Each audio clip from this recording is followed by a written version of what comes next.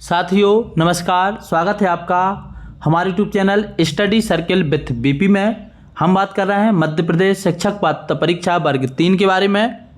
आज हम शिक्षक पात्रता परीक्षा वर्ग 3 के लिए हल करने वाले हैं वर्ष 2022 का पुराना पेपर। 9 मार्च को जो पेपर हुआ था उसकी सेकेंड शिफ्ट का विषय आज का जो हमारा है वह हिंदी पेडागोजी का है। आज के इस वीडियो में हम पूरी हिंदी पेडागोजी देखेंगे जो 9 मार्च के पेपर में पूछी गई थी। इससे आपको आपके इसके पैटर्न के बारे में पता चलेगा कि पेपर का पैटर्न क्या था और साथ ही पेडागोजी के किस लेवल के प्रश्न आते हैं इसके बारे में भी आप जान पाएंगे। साथ ही यदि आप ये पूरे प्रश्न तैयार कर लेते हैं तो आपको ये प्रश्न वर्ग 3 की क्वालिफाई वाली परीक्षा भी पात्रता परीक्षा देने में ज़रूर हेल्पफुल साबित होंगे, तो इनको अंत तक ज़रूर देखें। वीडियो पसंद आए तो उसको लाइक कर लें, साथ ही हमारे चैनल को सब्सक्राइब कर लें। बढ़ते हैं आज के पहले प्रश्न की तरफ और शुरू करते हैं आज का ये वीडियो। साथियों आज का हमारा पहला प्रश्न है, सीखने के दौरान बच्चे बहुत सी गलतियां करते हैं क्योंकि। जब बच्चा सीखता है तो बहुत सारी गलतियां करता है, क्यों करता है? नंबर 1 ऑप्शन है, उन्हें गलतियां करना अच्छा लगता है। किसी भी बच्चे को गलतियां करना अच्छा नहीं लगता, उन्हें सीखना नहीं आता। ए ऑप्शन हो सकता है, लेकिन ए वजह इस उत्तर का ए नहीं हो सकती है और वह गलतियां सुधारते नहीं हैं, गलतियां सुधारते भी हैं। तो ये तीनों ऑप्शन गलत हैं। ऑप्शन नंबर जो सी है हमारा कि गलतियां उनके सीखने की एक प्रक्रिया है, अभिन्न अंग है, गलतियां करके ही वे सीखते हैं। जो बच्चे हैं गलतियां करना एक स्वाभाविक प्रक्रिया है, क्योंकि जब भी हम कोई काम करते हैं तो हमसे गलतियां होना लाजमी है। उन गलतियों से ही हम आगे सीखते हैं और आगे बढ़ते हैं। इसीलिए कहते हैं कि असफलता ही सफलता की राह दिखाती है। गलतियां उनके सीखने की प्रक्रिया का अभिन्न अंग है, गलतियां करके ही वे सीखते हैं। इसलिए इस प्रश्न का उत्तर है ऑप्शन नंबर सी। हमारा अगला प्रश्न है, बच्चे भाषा सीखने की क्षमता के साथ पैदा होते हैं, मुख्यतः किसका विचार है? तो हमने पढ़ा है कि बच्चे भाषा सीखने की क्षमता के साथ पैदा होते हैं। यह जो विचार है यह विचार है नोजॉम चॉम्स्की का। चॉम्स्की का ये विचार है, उनका ये सिद्धांत यही कहता है कि बच्चा जो जन्म लेता है वह भाषा सीखने की क्षमता के साथ ही पैदा होता है। ऑप्शन नंबर सी हमारा राइट उत्तर है। बढ़ते हैं अगले प्रश्न की तरफ। हमारा अगला प्रश्न है, नाटक, सिनेमा, परिचर्चा, वाद विवाद इत्यादि बच्चों की खालिस्तान व स्वाभाविक खालिस्तान एवं प्रक्रिया व्यक्त करने की क्षमता का विकास है। तो इस प्रश्न का जो उत्तर है, बच्चे की स्वतंत्रता, मौखिक और लिखित प्रतिक्रिया व्यक्त करने का जो है एक क्षमता का विकास है। यहाँ एवं के बाद यहाँ खालिस्तान है, तो इसका जो पूरा सेंटेंस बन जाएगा वह बन जाएगा नाटक, सिनेमा, परिचर्चा, वाद विवाद इत्यादि बच्चों की स्वतंत्रता व स्वाभाविक मौखिक एवं लिखित प्रतिक्रिया व्यक्त करने की क्षमता का विकास है। ऑप्शन नंबर ए हमारा राइट उत्तर है। अगले प्रश्न की तरफ बढ़ जाते हैं। हमारा अगला प्रश्न है, प्राथमिक स्तर पर आप किस तरह का बाल साहित्य उचित समझते हैं? केवल कहानियाँ, ऐसा साहित्य जो प्रसिद्ध साहित्यकारों द्वारा लिखा गया हो, ऐसा साहित्य जिसमें शब्दों और घटनाओं का दोहराव हो, केवल कविताएं। प्रश्न नंबर 4 का जो सही उत्तर है वह है आपका ऑप्शन नंबर सी, ऐसा साहित्य जिसमें शब्दों और घटनाओं का दोहराव किया गया हो, उनको हम जो है शामिल करना चाहेंगे बच्चों के पाठ्यक्रम में। साथियों नवदुर्गा का समय चल रहा है और साथ में इधर उधर थोड़ा बहुत काम चलता रहता है, तो हो सकता है वीडियो में आपको आवाज़ के साथ कुछ मशीनी खटपट की आवाज़ आती हो, तो इसको आपको एडजस्ट करना होगा। इधर संगीत भी आजकल बहुत ज़ोर से बजाते हैं लोग, तो हो सकता है आपका थोड़ा सा डिस्टर्ब हो, पर आपको एडजस्ट करना पड़ेगा। इस प्रश्न का जो उत्तर है ऑप्शन नंबर सी। बढ़ते हैं अगले प्रश्न की तरफ। हमारा अगला प्रश्न है, निम्न में से भाषा के बारे में कौन सा कथन उचित है? हमको बताना है भाषा के बारे में कौन सा कथन उचित है। ऑप्शन है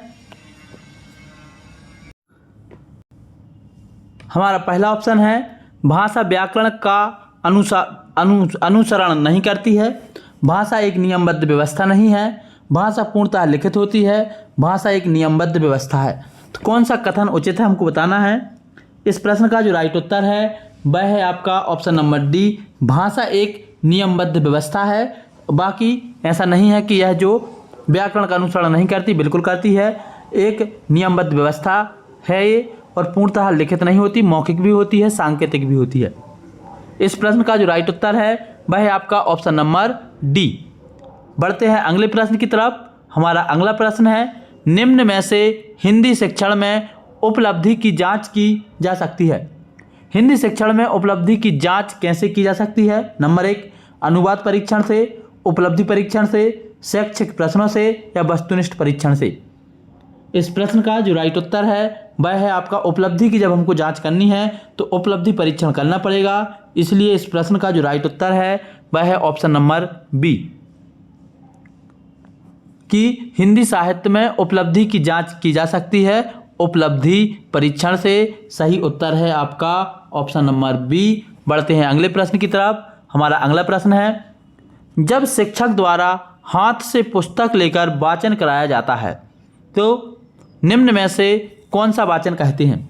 आदर्श वाचन, मौन वाचन, संवर्धन वाचन या सद्वृत्ति वाचन।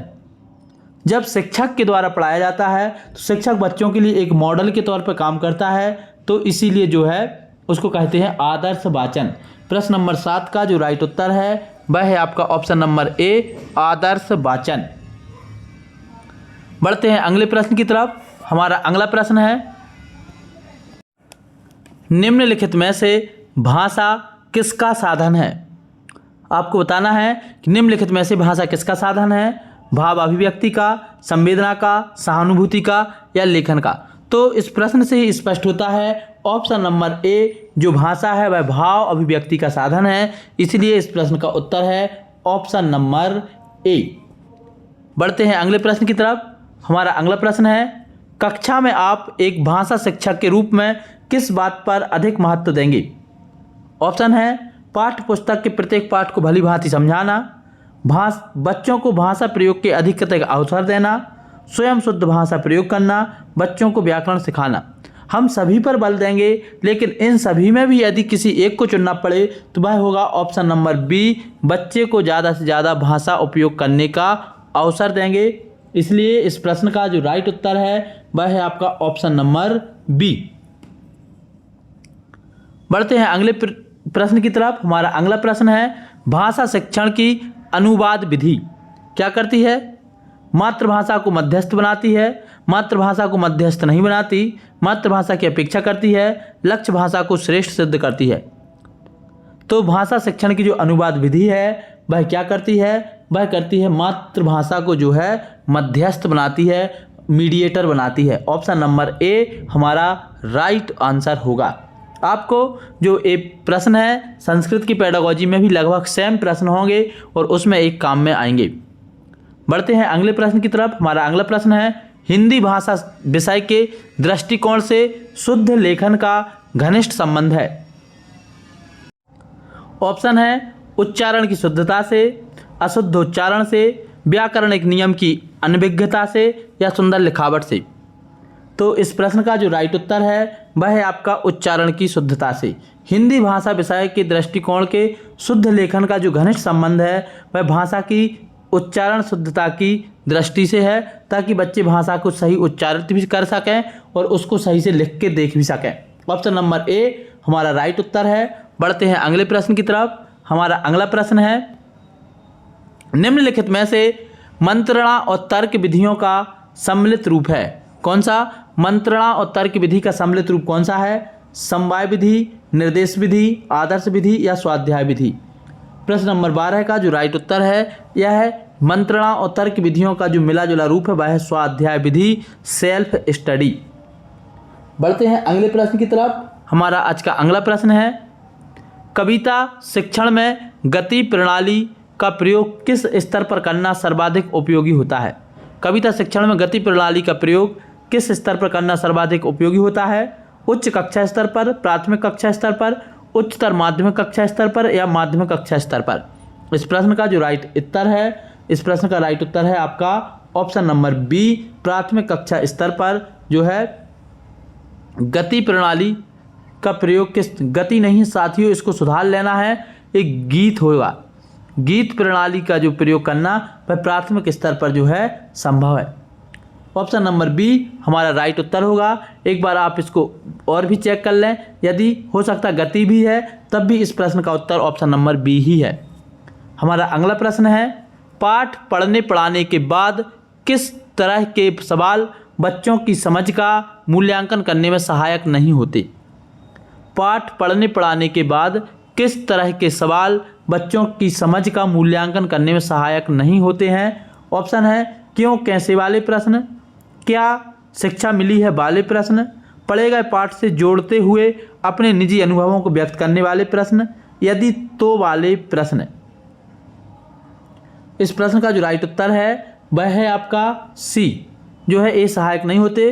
पढ़े गए पाठ से जोड़ते हुए अपने निजी अनुभवों को व्यक्त करने वाले प्रश्न जो है मूल्यांकन करने में सहायक नहीं होते हैं। ऐसा उत्तर माना है ESB ने। इसी के साथ हमने 9 मार्च का पेपर कंप्लीट किया। इस पूरे वीडियो में आपको थोड़ा सा संगीत का शोर और थोड़ी खटपट की आवाज़ ज़रूर डिस्टर्ब की होगी, लेकिन उसको दरकिनार करते हुए आप जो है वीडियो का जो मूल उद्देश्य है आप इन प्रश्नों के उत्तर देखें और आगे बढ़ जाएं। क्योंकि चारों तरफ आजकल कोलाहल का दौर है, इसलिए थोड़ा इधर उधर शोर होता रहता है। आज की इस वीडियो में इतना ही। अंत तक वीडियो देखने के लिए सभी का बहुत बहुत धन्यवाद। जय हिंद।